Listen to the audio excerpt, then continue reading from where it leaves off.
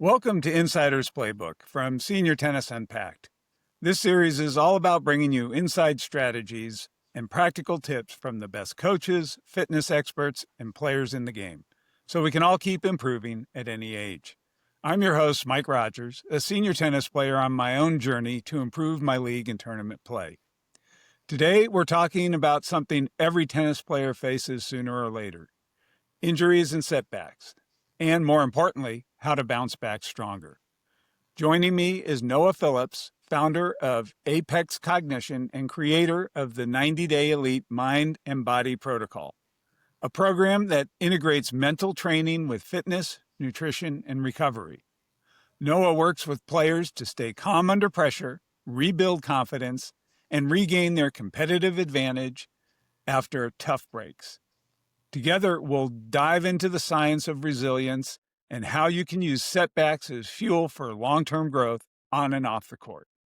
Noah, great to have you back on Insider's Playbook. It's my pleasure, as always. Well, love to find out more about this. Just curious, what makes physical injury such a mental challenge for senior players? Yeah, that's a great question. And it really comes down to this. Physical setbacks, they're not just physical, right? They're really a mental challenge in that it's not just about your physical ability, capacity to perform, but it can call into question your identity as a player and as a person. So, you know, naturally, as we age, we might be more susceptible to injuries. We might, you know, lose some independence here and there just naturally over the course of our life. And for a lot of people, that can make them feel less capable. It might make them feel weak, might make them feel like they're not the same as they used to be. And so when they experience an injury, a physical setback like that, it can start to sort of reaffirm some of those negative thoughts that they've had and some of those sort of insecurities. And so getting back from that, bouncing back stronger, it really becomes a game of not just obviously a big part of it is the physical recovery, making sure that you're doing everything you need to be doing as far as, you know, recovery therapies, all that stuff. But even beyond that, it requires a lot of mindset work to understand that you're not broken, you're not permanently damaged, but you you still have all the ability to perform the best that you can. And really, that's ultimately what we need to do, right? Is not measure ourselves compared to anyone else or even how we used to be, right? The only comparison we can make is to ourselves, not years ago, but yesterday, right?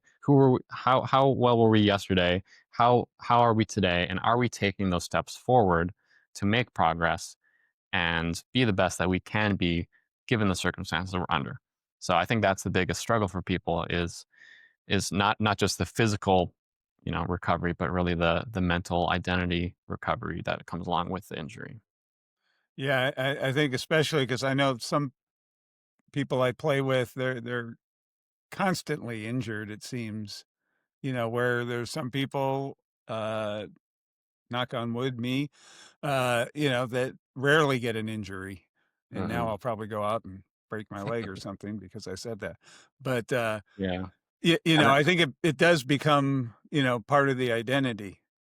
yeah, and there's a lot of psychology wrapped up in that. You know, hypochondria, like people that are expecting themselves to be sick or to have injuries.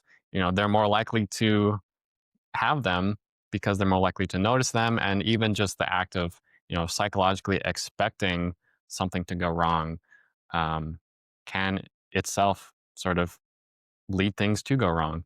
So that's why overall building that resilient mindset, knowing that you're durable, you're a tough you know unit. You can recover from things. You're not this little fragile dainty thing.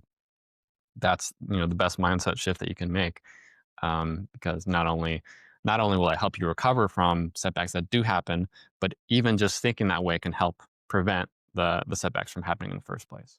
Do you find in the work that you've done that people who are injured a lot have a different mindset than people that, maybe just get injured here and there, you know, in the normal course of playing tennis, so to speak?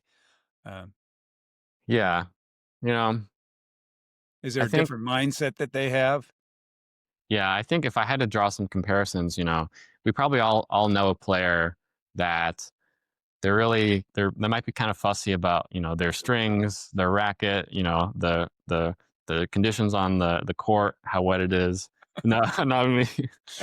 you know, I think a lot of people like that, they might be more susceptible to sort of the chronic injuries in the sense of, um,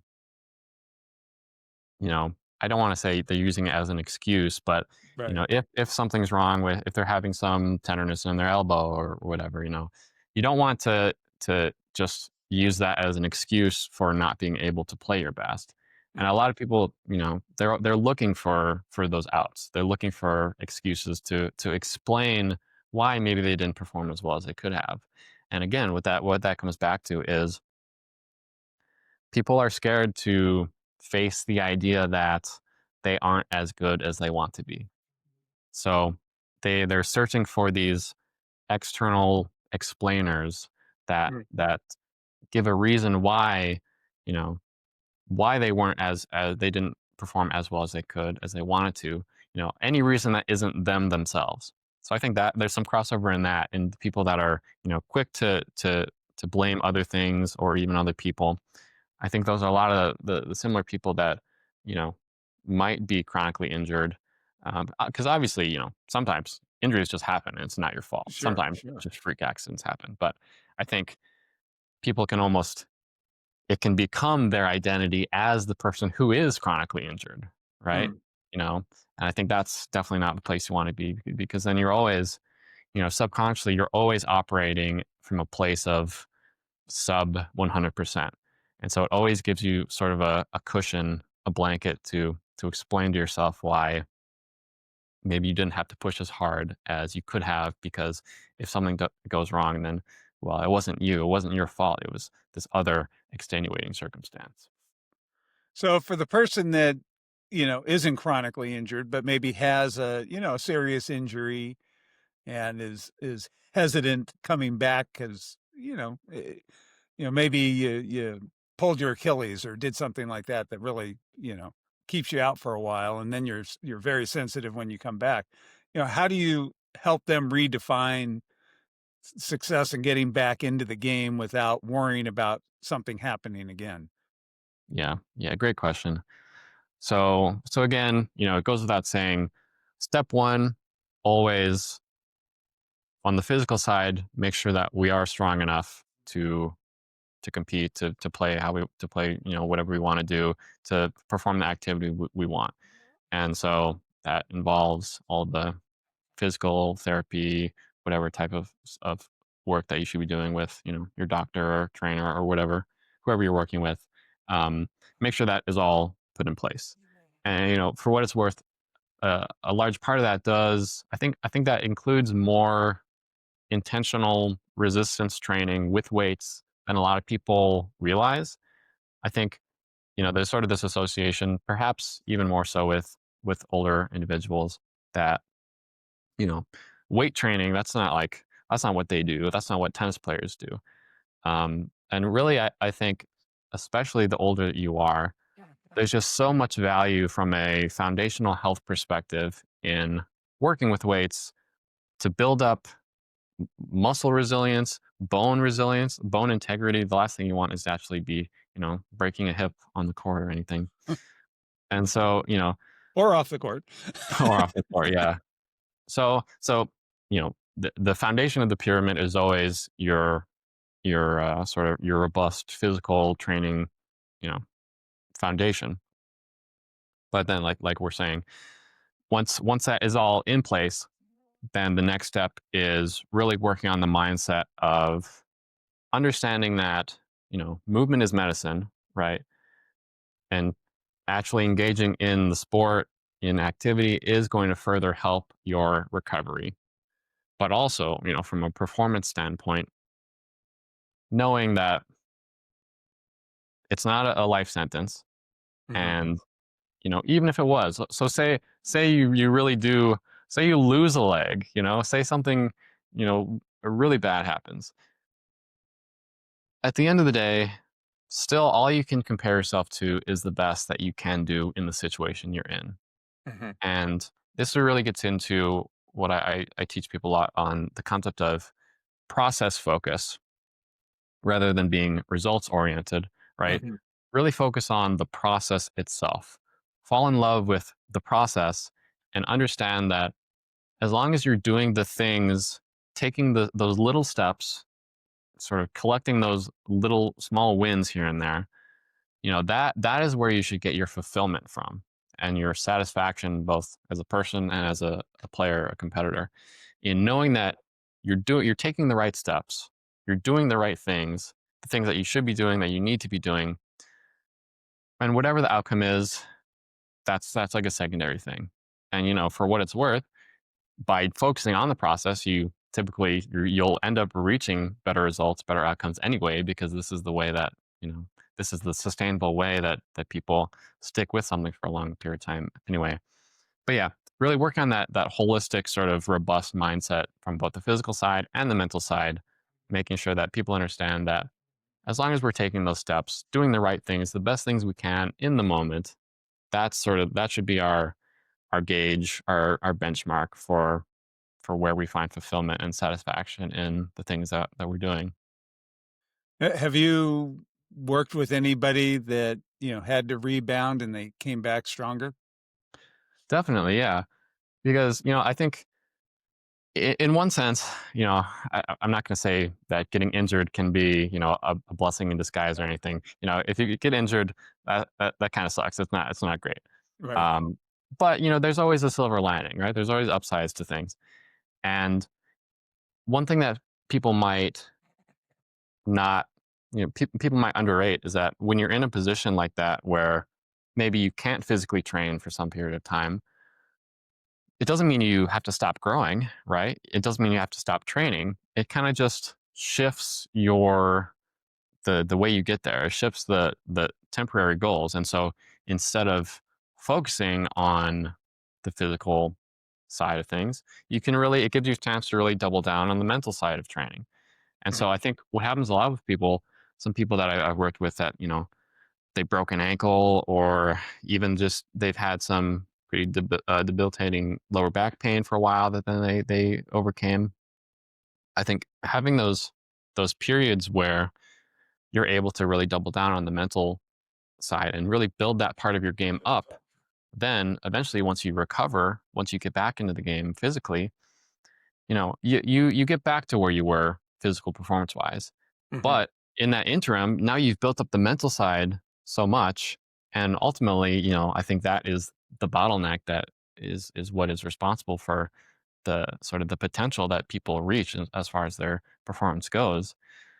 So now once they're back at sort of even if it's, a little bit worse physical performance, say, the Mhm. gains that they make on the mental side, I think far outweigh any of those little losses on the physical side. So broadly speaking, it gives athletes the opportunity to really focus on maybe the parts of their game that they weren't focusing on so much, and often, focusing on the things that you haven't put as much work into. That's what gives you the biggest returns at the end of the day because it's what you've spent the smallest amount of time working on. So there's always a silver lining to everything, even Sure. getting injured. And and that's the stuff we should have been working on anyway, but Yeah, decided, well, we got too much going on the other side, so let me just go yeah, out and play. yeah. Well, Noah, this is fantastic. So if people want to learn more about your programs or getting in touch with you, what's the best way to do that? Sure. Yeah. So I get my main thing is I have an Instagram account where I sort of post daily mindset tips, mental game strategies, stuff like that. You can find that. Just look up Apex Cognition on Instagram.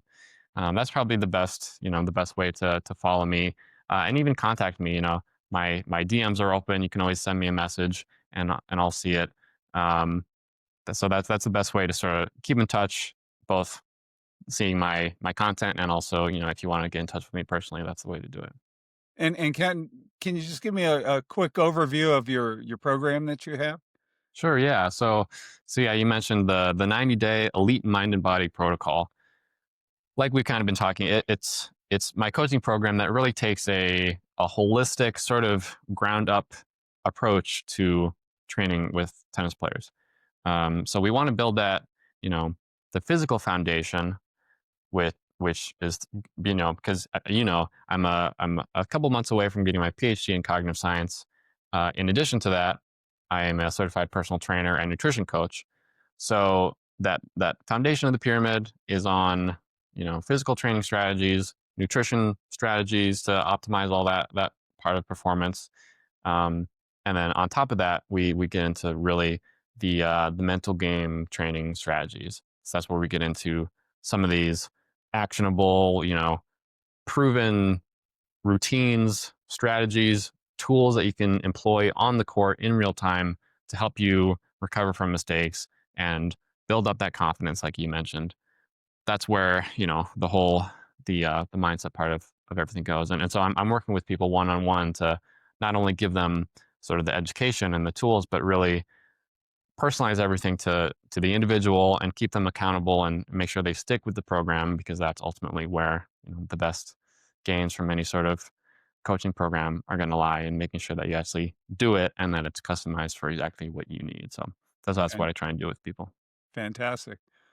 Well, thank you for being on Insider's Playbook, and, Noah's been on here before, so feel free to, check out some of the other, episodes, and again, thank you very much, and hopefully we'll talk to you soon.